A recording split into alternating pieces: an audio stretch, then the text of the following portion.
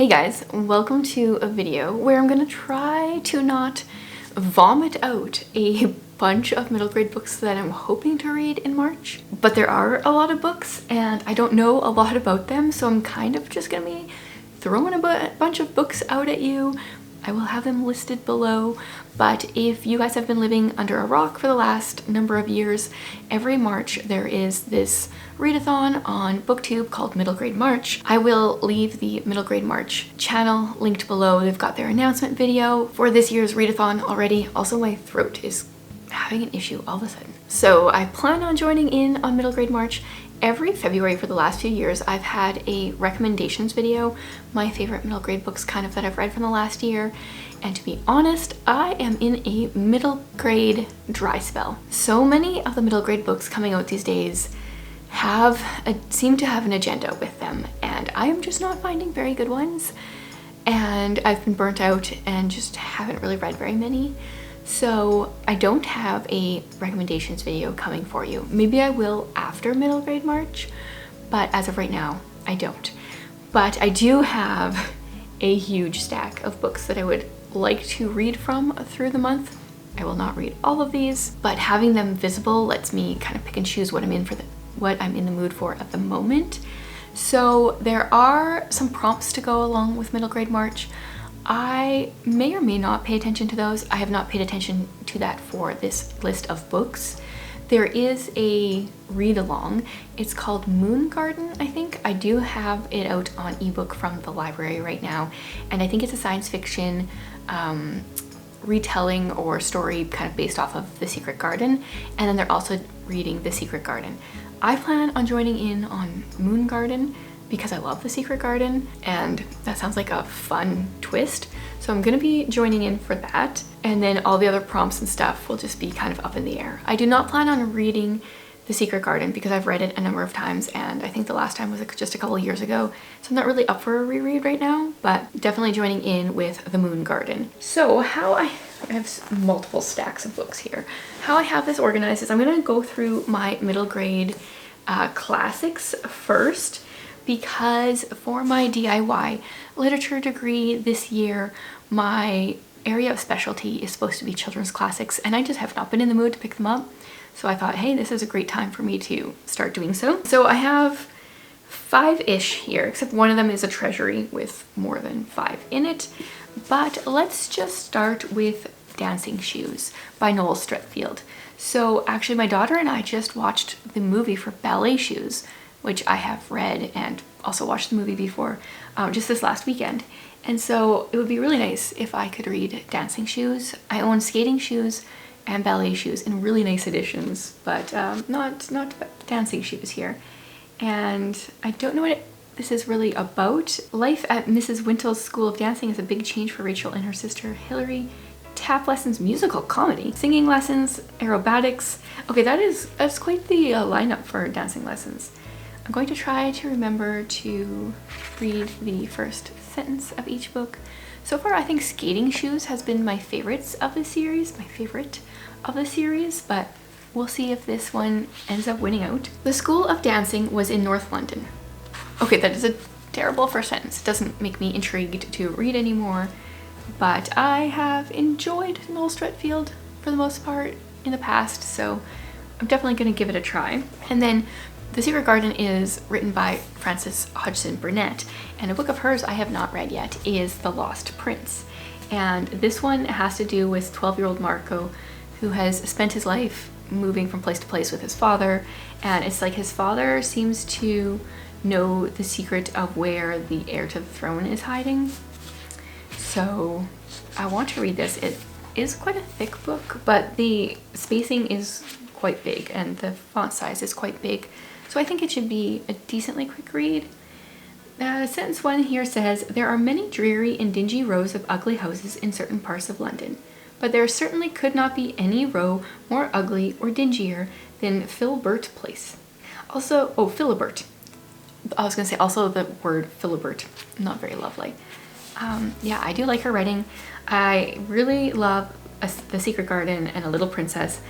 I was kind of meh on Little Lord Fauntleroy, but I'm curious to see how The Lost Prince is. I still have not read the next one in the Katie series, so I have What Katie Did Next, where, like, this one sounds amazing. Why haven't I read it? She goes all over Europe for a year with someone, and that sounds amazing. I think she's probably about 20 or so by the point of this book, so maybe it's not technically middle grade, but it's a classic, and so I feel like it kind of reads younger. The first sentence says, "The September sun was glinting cheerfully into a pretty bedroom furnished with blue."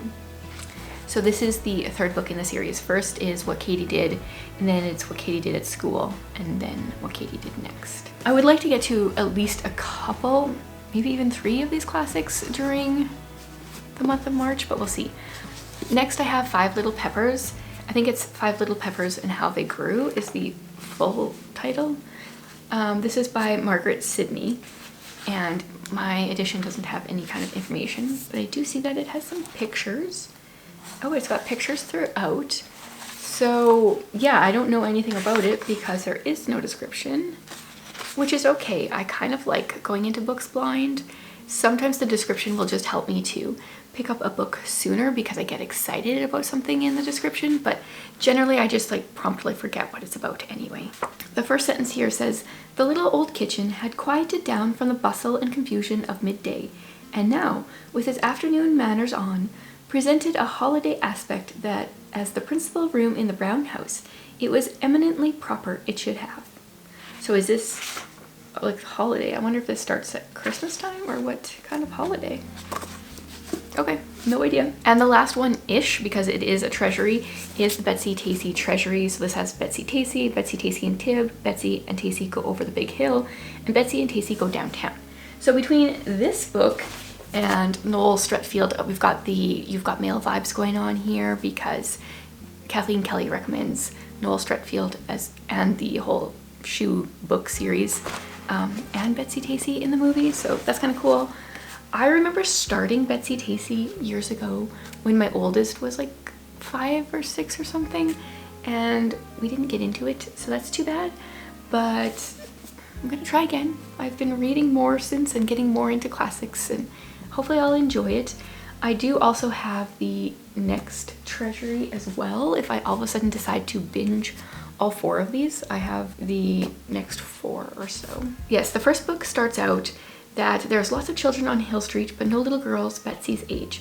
So when a new family moves into the house across the street, Betsy hopes they'll have a little girl. And sure enough, they do. They have Tacy.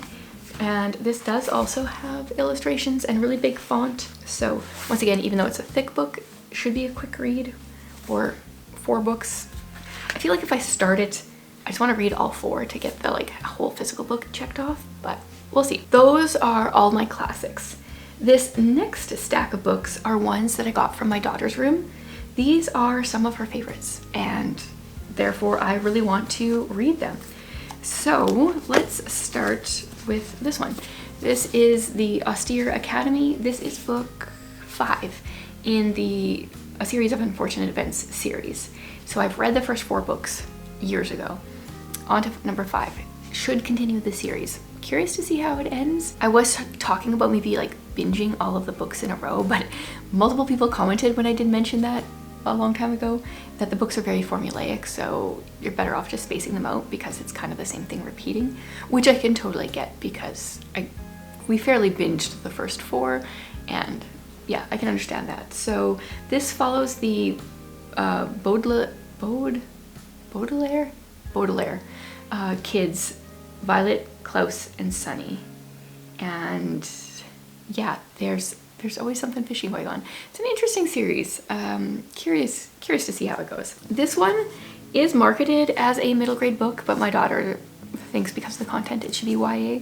But since it is middle grade or like marketed as middle grade and the main character is 10, I'm gonna put it on here. Fighting Words by Kimberly Brew Baker Bradley. I remember hearing so many people talking about this back in the day when I joined in for my first middle grade March, which would have been like 5 years ago.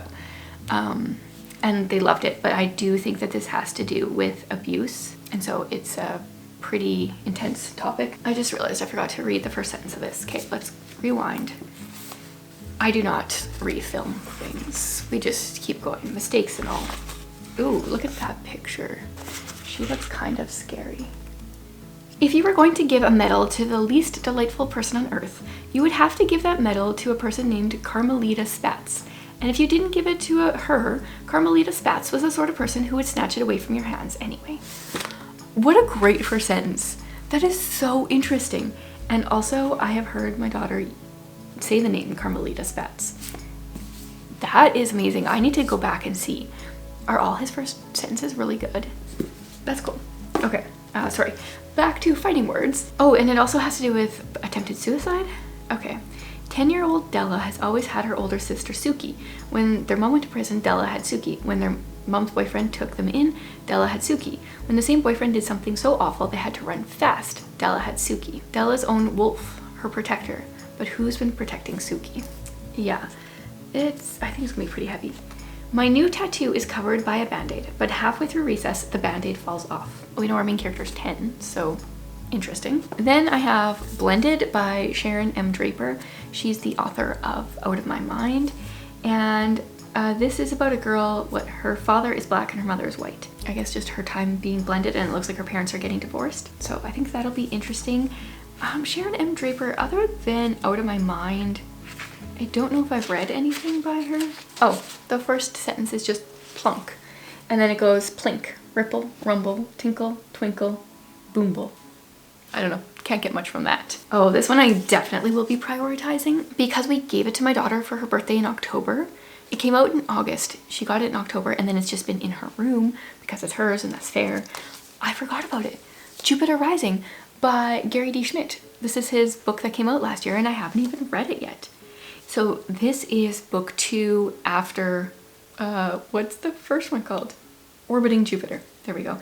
I reread that one. I listened to it, I think the day we were moving here. That's one of the books I listened to on the drive. Really good book. Has to do with a kid in foster care and our main character is the son of the family that he moves into. And this is Jupiter Rising. So I don't want to give any spoilers. Yeah, I don't know what to, yeah, I don't even really want to, I don't want to read that because that's a spoiler. Let's see if I can read the first sentence. Definitely read Orbiting Jupiter first. A few days after his 34th birthday, Quintus Ceratois, I don't know, decided he was as old as any horse should be and told us so. Okay, that's a very strange first sentence, to be honest.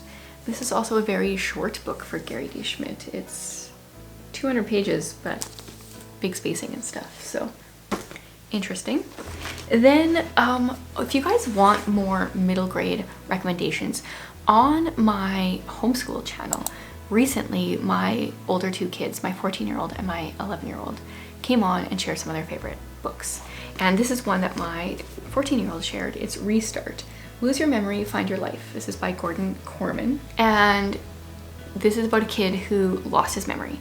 He fell off the roof, doesn't remember hitting his head, doesn't remember anything. And I think the gist that I got is he was a bit of a bully and people didn't like him. And I think when he wakes up, he's kind of nicer. I really don't want to know too much. Oh, he does remember falling. He doesn't remember falling off the roof. The chapter 1 says, I remember falling. So I feel like the back kind of contradicts that. But anyway, definitely want to read this one as well. Nice thing about middle grade books is they are going to be quick reads. So I should be able to get through quite a few of these. And this one, I can't believe I still haven't read. My daughter's been raving about it for years. She went through a major, well, okay, so she really is obsessed with certain things. And I love this about her. She, right from when she was little, she was always obsessed in like children's Bibles with like the crucifixion. Those were always her most interested pages. When she was like 6 or 7, she went through a huge phase where she was obsessed with the bubonic plague and would constantly get the same graphic novel about the Black Death out from the library. Like, she is very sensitive, but like really latches onto some very hard topics.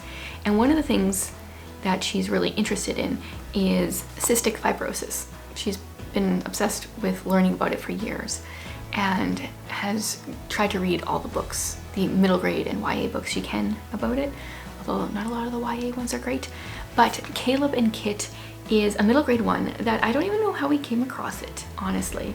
It's not completely self-published, but it's kind of, I don't know, a smaller publisher, I think. And this is about 12-year-old Caleb. He's shorter, frailer, and more protected than most kids his age. He tries not to let cystic fibrosis define him, but it can be hard with an overprotective mom and a perfect brother. Then Caleb meets Kit and his world changes instantly. And I don't know why, like I do not know what happens in this book, but it gives me, and maybe it's the picture, it gives me Bridge to Terabithia vibes. And so maybe that's kind of why I've been avoiding it. I'm worried I'm going to cry. And I don't like to cry. Sometimes like if a book can make me cry, that's great. But I hate knowing that I'm going to cry, if that makes sense. And I could be completely wrong. It might not be like that at all. Caleb said we were destined to meet, but I really was just going for a walk. Oh, I like that. That's really cool. So I don't know if we alternate or what, like between Caleb and Kit, how that works. He's her only friend. She's his biggest secret. Oh wait, it does say, I promise you, I did not read this before. It says a story reminiscent of Catherine Patterson's classic Bridge to Terabithia. I did not see that. Okay, interesting. So those I want to prioritize. Those are the ones from her room, her books that she thinks are worthy of being in there, which she doesn't have a lot of space. So books that are in there are important. This next stack is ones that I've wanted to read for quite a while, / one that just came out a few months ago that I want to read. This one is The Mythmakers, The Remarkable Fellowship of C.S. Lewis and J.R.R. Tolkien by John Hendricks. Yes, this came out in October or so, in the summer maybe, and I have not read it yet and I can't believe it. He is the author of The Faithful Spy and is written very much like that. It's almost looks graphic novel-esque, but it's more like info novel, like infographic type thing, but kind of novel form, with just broken up with all sorts of different things. This is definitely thicker than The Faithful Spy, and that one was really well done. So I'm looking forward to reading this, studying the pictures. This is another one that I have to get to this month, like mentally I have to read it in March. And the first sentence for this one, I don't know if it'll work because Tea is on is the first sentence, because we've got an illustrated beginning, so doesn't really say much. Then we're moving on to Margaret Peterson Haddock's. I'm getting close to being done with her books. We've got The Always War. For as long as Tessa can remember, her country has been at war. When local golden boy Gideon Thrall is awarded for a medal for courage, it's a rare bright spot for everyone in Tessa's town, until he refuses the award, claims he was a coward, and runs away. Interesting. So she often writes like a dystopian kind of book, and I've never heard anyone talk about this. Gideon Thrall stood off stage, waiting in the wings. Oh, there's some words underlined in here. It's not very often that I find a middle grade book where it's kind of like annotated. Oh, they stopped on the second page. They didn't get very far. But the words craned, honoree, and applause on this page, and gloating on the next page, and that's it. So, not sure what that means. I read the first chapter of this. I do not remember if this was on a Patreon try a chapter or if it was here on my channel. The Blackbird Girls. This is, says, in the wreckage of Chernobyl, a friendship is born. It was a really good first sentence. It's a topic of interest to me. So we follow neighbors, Valentina and Oksana, who wake up to an angry red sky. And their fathers both work at Chernobyl, and it has exploded. So I think it'll be good, and I've heard really good things about the book. So we are starting out in Ukraine, April 1986. Wow, is that when it happened? That's a month before I was born. Sentence 1. Valentina wondered where the birds had gone. Okay, there we go. I mean, I would also say I'd really want to get to that one, but I don't know how often I could say that. Oh, I thought of another one, and I don't know, did I finish it? I should also, this author is coming up. So, Dead City by James Ponti. I don't even actually know how to say his last name. I can't remember if I finished the series. I don't think so. I think I've read 2 books and not the 3rd. I'm pretty sure we own the 3rd, so I might throw that one on here as well. But I really want to start City Spies. My 2 oldest really enjoyed this series a few years ago, and it's just one I've been meaning to read and have never actually read. We own at least 2 or 3 books in the series, but I don't think they're in order. I think we own like 1 and 3 or something. Sarah is a hacker. She recently broke into the New York City juvenile justice system to expose her foster parents as cheats and lawbreakers. That's interesting. However, instead of being hailed as a hero, she finds herself facing years in a juvenile detention facility and banned from using computers. And her mother, a British spy who not only gets Sarah released from jail, but offers her a chance to make a home for herself within a secret team of young MI6 agents. And we've got a cast of characters who go by their like location or something. So we've got Brooklyn and Paris, Sydney, Kat and Rio, and I think that's all. Sounds interesting, sounds like a series I would have loved as a kid, so I want to read this. And I think they go to a different place every time. I mean, I'm assuming they're in Paris here. I feel like every book they go to a different place, but I could be wrong. And the first sentence, Sarah looked at the water stain on the wall and imagined it was an island. The chapter is called A Man Called Mother. So that's interesting. Okay, I have one more stack of books. These ones are library, middle grade books I have gotten out from the library that I would also like to try to get to. We'll see. I've got The Slightly Alarming Tale of the Whispering Wars by Jacqueline Moriarty.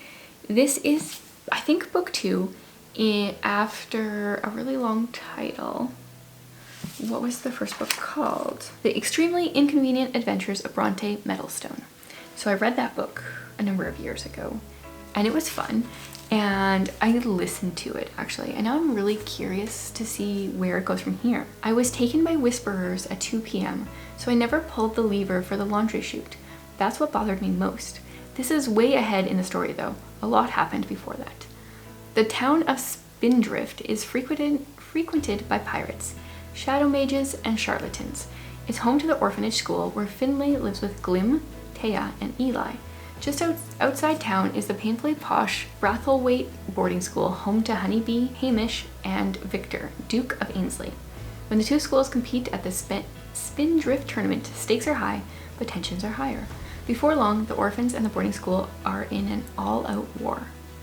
So I'm curious because I don't remember any of those characters from the first book.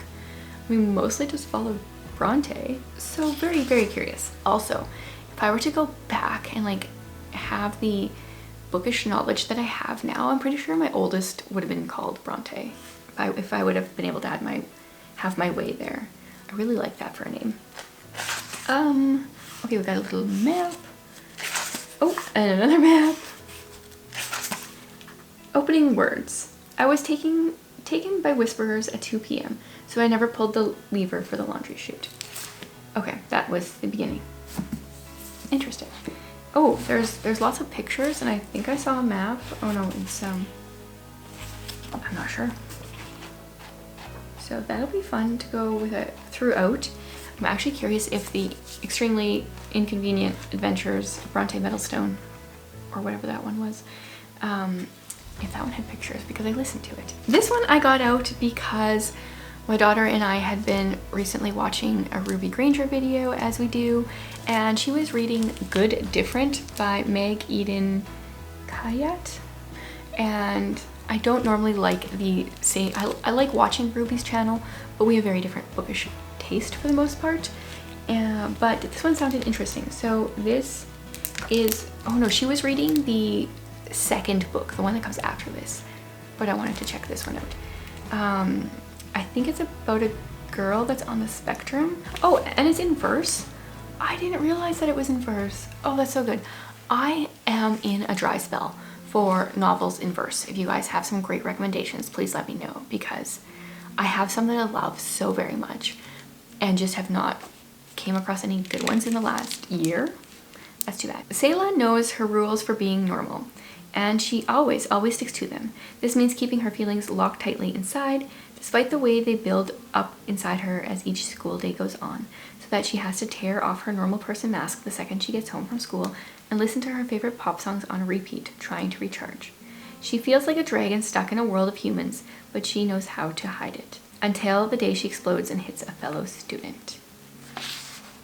So let's see what the first line is. I broke down. Okay, wait. I'm supposed to be reading the first sentence, and the first little stanza is a sentence. I broke down in front of everyone. Was in the middle of the evil place. Walmart. Interesting. I wouldn't put Walmart as the evil place. For me, it's Costco. That is like one of my most anxiety-induced places. I don't know why. Every time I go there, I get really anxious. So, I mean, I know why. It's huge and there's always tons of people and the big shopping carts and yeah. Anyway, so I have a little bit of a theme. I also have a kind of spark. Being different doesn't mean your voice doesn't count. I believe this is also about a girl on the spectrum. All I can think about are the witches. I walk through the juniper woods and pretend that I have magical powers. I cast spells on trees and on the water. Okay. I don't remember. I thought this was about a girl on the spectrum. This handwriting is utterly disgraceful. Okay. Not sure. I'm curious to see how many of these I can actually get to by the end of March. And the last middle grade book I have on here, I might try to get a few other ones out as well, like from the library or something, but we'll see. I have Small Spaces by Catherine Arden, and this one I have wanted to read for a while. I think this is supposed to be kind of spooky middle grade. When 11-year-old Ollie finds a disheveled weeping woman by the river threatening to throw a book into the water, she doesn't think, she acts, plucking the book from the woman's hands and running away with it. As Ollie begins to read, she finds herself entranced by a creepy tale, Small Spaces. Set on a farm hundreds of years earlier, it's about a girl, the two boys who loved her, and a peculiar deal struck with a smiling man. A sinister specter who grants your most tightly held wish, but only for the ultimate price. Oh, interesting. October in East Evansburg, and the last warm sun of the year slanted red through the sugar maples. Okay, so that is my huge middle grade stack that I would like to at least read some of in March. My plan is to have a whole separate March TBR as well that's not middle grade, so it'll be difficult, but I would love to get to like at least 10 of these. It seems doable and way too much at the same time, so we'll see. But before I leave, I want to wrap up some more books that I read, so trying to do this in the month of February, tack on the books that I've finished recently. And so far I'm liking it, other than I did forget a book last week, but that's my bad. I like being able to update books shortly after I finished them, even though previously I was kind of filming little clips after I read the books, so they were fresh in my memory. It's different knowing you guys get to hear my thoughts fairly soon after I've read them. So I got a couple of physical books. Unlike last time, I did not just read ebooks. But the one I forgot to update on last time was an ebook. And I even said earlier in the video, as I was talking about my books that I have out from Kindle Unlimited, I was like, oh yeah, I just read book 1. I'll update you right away. And then I didn't because I forgot to. So it was The Starlit Prince. So this is a fantasy, maybe YA, maybe adult, not really sure. And it's a marriage of convenience. So our main character right at the beginning, her father's prize racing horse is stolen, and it's like if she does not get this horse back, then her father will be ruined. Like there's too much money riding on it, etc. So she follows the person that has stolen it, which is a guy that wants her hand in marriage. It's like if he can't have her hand, he wants to ruin her family, and then he's gonna try to get her hand, and he goes to the city to try to sell it. She follows after, and the man who gets the horse says, I will give you a horse that will win, but you have to marry me. And so it's a marriage of convenience, which I just don't like that name of a trope because it's not convenient. It's a marriage of necessity, kind of. I feel like that's better. Anyway, so she takes it because she doesn't want her father to get ruined, and she doesn't want to marry this other guy who wants to marry her, so she does. She marries this guy, and I think she knows right before she marries him that he is one of the Fae. And they know that Fae can't lie, which is interesting. It adds an aspect to the story that's very interesting. What I really like is, okay, so right after they get married, they go to the Fae world, to his home there. And we know there's some kind of curse that he has. But what I really appreciate about this book that I feel like is different than a lot of other marriage of convenience type books is she goes in with such a good attitude. She made the decision to help her family out in this way. And she says she's gonna marry this guy, she does. And then she decides to try to like get to know him and try to be a good wife and like try to make the most of her life. Whereas so often I feel like in marriage of convenience books, they often go either like they get irritated or mad at the person that they've married, or they just kind of go on with their life and ignore the person that they've married. But she is like actively trying to get to know him, and I thought that was just very interesting. Unfortunately, he has a bit of a curse that he isn't telling her about and kind of complicates things. But it was really good, and I do want to read the second book. I do have it out on Kindle Unlimited, so hopefully I'll read that soon. And it was a bit of a Beauty and the Beast kind of retelling, generally kind of idea, so enjoyed that.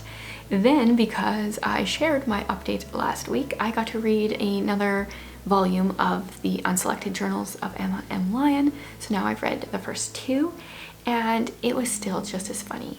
So I don't know if I really shared much last time. Emma M. Lyon, she lives in London, but she lives in St. Crispin's, I think it's called, like this specific area of London, and it has a little bit of a separate feel than just being in London. So she goes to live what is her house, like at what is her house, but her uncle, it's in his trust until she turns of age.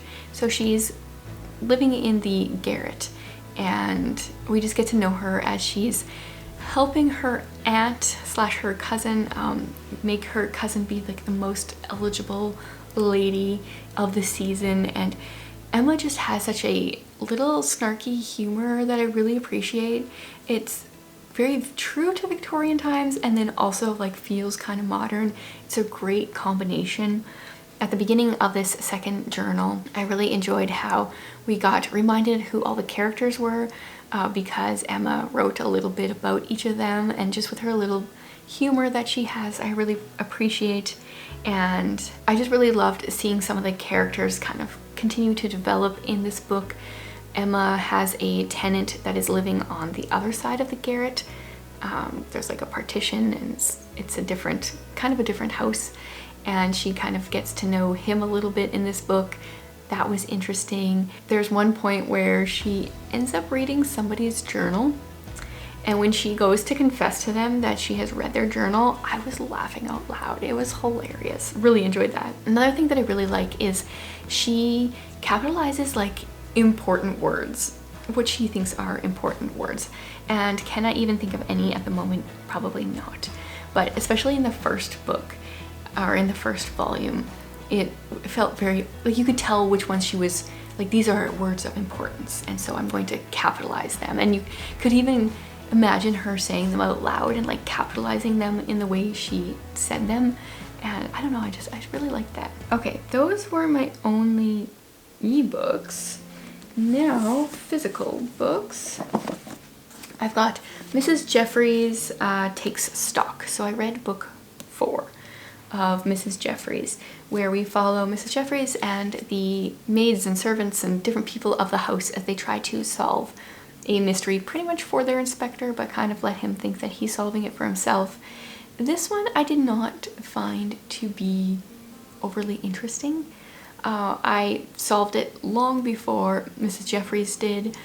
It was just kind of bland, I felt like. So at this point I'm kind of like, okay, I think I'm going to put this series on hold for a while.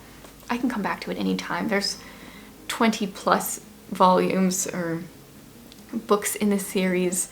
I'm in no rush to finish it. So it was a little disappointing. As much as I like to be able to solve a mystery in a book, I feel like if I have solved it, it's just not as fun. I finished a nonfiction, What God Has to Say About Our Bodies by Sam Albury.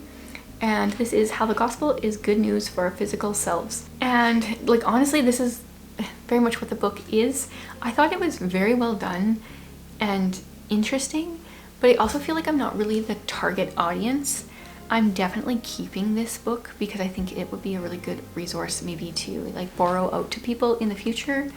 I feel like it's a much needed book for this weird world that we're living in. People that are so confused about like gender identity and stuff like that. Like I 100% feel like it's very needed.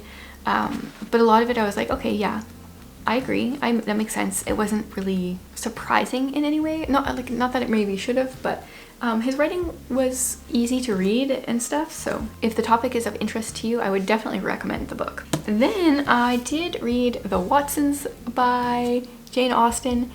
And oh man, I wish she would have finished this story. So it is incomplete. She didn't finish it. She told some people maybe how she would have finished it. So there's potentially a way it would have ended. But I do think that maybe this would have been one of my favorite, like if she would have turned it into a full-length novel, it might have been one of my favorite Jane Austen books. I'm not sure it would beat out Lady Susan because that was just hilarious, but that one's not full length. I thought the formatting was very interesting though. Like there's almost no paragraphs in the Watsons. And when we switch from character to character, like if one character's talking and then the other, we just have like a line, which has a word, like a dash kind of thing in between them. I mean, they do have quotation marks as well, but that was interesting. I was curious to know, like, is this how she wrote her rough drafts, or was this book going to be in that kind of format? That made it a little harder to read for sure. But I was enjoying our main character, Emma Watson. When she was like, I don't know how old, 5-ish maybe, she went to live with a rich aunt, and it was kind of assumed or told she was going to inherit the aunt's money. But then the aunt suddenly, years later, ran off with the guy and sent Emma back to her house. So now she's living in a poorer environment than she's used to, with a family that she's not used to. They don't know her anymore. She doesn't know them, a lower social standing. Very interesting, but she seems very respectful, and she seems like a great character. So I would be curious to know how this would end. And I think there are people that have finished it, which is fine, and maybe I'll read one of those at some point, but I'm curious to know how Jane Austen would have like fully fleshed it out. And the last book, you guys, I get to talk about is Nickleby. I just finished this morning. I had like 4 chapters left after I was supposed to be done reading for the morning, and I was like, you know what? I'm filming a wrap up. Let's just finish this off. And I did. And I think I enjoyed it. So, Nickleby, if you don't want to know what happens, I would recommend not reading the blurb, because the blurb tells you what happens in like all the way up until the last few chapters. It's crazy. But we follow Nickleby. His mother and his sister and him have been reduced in status because the father died and he was, I think, in debt or he had no money. So they go from being like a fairly well-to-do family to needing financial help, trying to figure things out, trying to find jobs, etc. And they have a rich uncle. The father's brother is rich, but he doesn't want to help them out. And this book is fairly typical Dickens, I think, in a lot of ways. Like there's a lot of terrible characters. And I know Dickens really liked to talk a lot about society back then, which is great. But for a while it was quite depressing. I was like, where are the nice people? Like surely there were some nice people in the Victorian era. And we finally do get to meet them. I mean, Nicholas and his sister, they're great. Their mother, she continued to bother me all the way till the end. But I survived. Yeah, there's some good characters in here. Some that I didn't realize at the beginning how much I was going to enjoy them. There was a twist type thing in the last 5-6 chapters that I did not see coming. Like I read it this morning and I'm still kind of like, what? I had no idea. There are some chapters that just didn't need to be there. That is the thing about like Dickens writing serially. I know it's often said that he got paid per word, and then it's also like said, you know, he didn't get paid per word, and while he didn't really get paid per word, I'm assuming he got paid per installment of the serial novel. And some of them were like, if you tried to publish this with a publisher now, they'd be like, cut that chapter, cut that chapter, cut that chapter. There's like a whole character whose storyline is just pointless in here. There's probably like a good 10 chapters that involve him that just don't need to, in my opinion. But oh well, that is just kind of what you seem to get for Dickens. So my next Dickens for next year is, which one? I mean, I'm not gonna start it till January, but just to give you an idea, I'm going in publication order of the books that I own. So the Pickwick Papers I read last year, Oliver Twist I read a number of years ago. Now I've read Nicholas Nickleby, and then my next one is The Old Curiosity Shop. That's right. I've read a very, very short little story to my kids about that, and I feel like it's almost the same story over again in some ways. So that'll be interesting. But that'll be next January. I am going to be picking up another tome, a classic book over 500 pages. Now that I'm done this, and even right before I finished, I was like, you know, it feels really good to get a really big one checked off the list. So in my Substack, my last newsletter that went out, people can vote on which tome I should read next. I gave 4 different options, and in my next video, I'm going to share which one won the vote. So you still have a couple days, if you're watching this shortly after it comes out, that you can go ahead and share which one you think I should read next. I'm a little worried because they're all big, but I think it'll be good. So that is my middle grade pile of possibilities, as well as the books that I've read recently. I would love to hear what you guys plan on reading in March for middle grade March, or if you guys have some like really good ones to recommend. Like I said, I've just been in a dry spell with middle grades, so hopefully this March I can find some really good ones. Thanks for hanging out with me again.